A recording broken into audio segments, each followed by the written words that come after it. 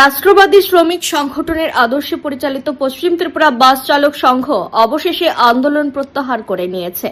বৃহস্পতিবার সকাল ৬টা থেকে যাত্রীবাহী বাস এবং জিপ চলাচল স্বাভাবিক রয়েছে। আর এটাই সুশাসন জামানা, যেখানে দিন দুপুরে ছাপ্পা কাউন্সিলরের যুব বাহিনীর বিরুদ্ধে অতর্কিত হামলায় একাধিক শ্রমিক নেতা সহ গাড়ি চালকরা রক্ত ঝরেছে। সেখানে ২৪ ঘন্টা যেতে না যেতেই মীমাংসার পথ অনুসরণ করলেন শ্রমিক নেতা শামুবাবুর নেতৃত্বে রাষ্ট্রবাদী সংগঠন।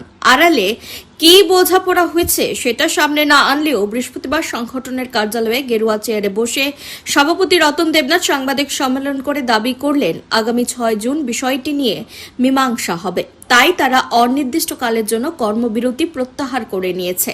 কিন্তু প্রশ্ন হলো, বুধবার সকালবেলা নাগেরজোলা বাস স্ট্যান্ডের মধ্যে যে ঘটনাটি সংঘটিত হয়েছে এবং ছাপ্পা কাউন্সিলর অভিজিৎ মল্লিকের বিরুদ্ধে গুন্ডা বাহিনী পাঠিয়ে অতর্কিত হামলা চালানোর যে অভিযোগ উঠেছে, সেটা মীমাংসা কেন সংগঠনের নেতারা করবে? শত শত মানুষের সামনে সকালবেলা অতর্কিত হামলা চালিয়ে রক্ত ঝরিয়েছে একাধিক শ্রমিকের। পুলিশ থেকে শতপ্রণোদিত মামলা নিয়ে ঘটনার সুষ্ঠু তদন্ত করার প্রয়োজন এবং ভিডিও ফুটেজের মাধ্যমে দুর্বৃত্ত বাহিনীদের শনাক্ত করে গ্রেপ্তার করা প্রয়োজন। না হলে এ ধরনের গুন্ডাগিরি শহরে করে পার পাইয়ে যাওয়ার সুযোগ থাকবে অভিযুক্ত যুব মোর্চার কর্মীদের বিরুদ্ধে। মোটা অঙ্কের বিনিময়ে এবং সংগঠনের পদের বিনিময়ে মীমাংসা হতেই পারে, কিন্তু এভাবে পাবলিক প্লেসে গুন্ডামি করার অধিকার কারণ নেই।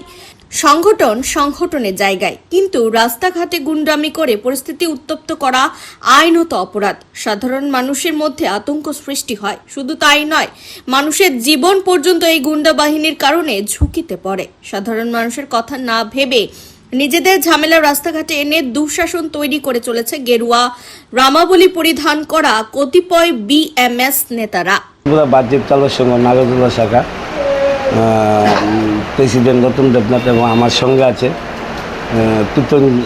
পৃথঞ্জয় দেব, আমাদের জয়েন্ট সেক্রেটারি। কালকে পরশু দুদিন আমাদের এখানে লিটন করবিল্লা স্টেট কমিটির সেক্রেটারি অটু সেন্ডিকেটারে মারধর করার প্রতিবাদে কালকে সকালবেলা আবার মারধর করছে। এটার প্রতিবাদে আমরা কর্মবিরতি অনুষ্ঠান নিয়েছিলাম অনির্দিষ্টকালের জন্য। লাস্ট অব্দি এটা আমাদের প্রেসিডেন্ট শামুদা এবং চিফ মিনিস্টারের গোচরে গেছে, যাওয়াতে এটা নিয়ে একটা বড় ধরনের সিদ্ধান্ত হয়েছে। ওই আমাদের এটা একটা মিউনিসিপ্যাল রাস্তা আছে, নিজেদের ভিতরে দণ্ড, এটা মিউনিসিপ করে দেবো ৬ তারিখ।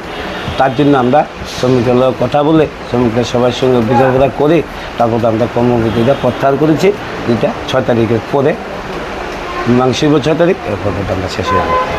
ব্যুরো রিপোর্ট, স্যান্দন টিভি।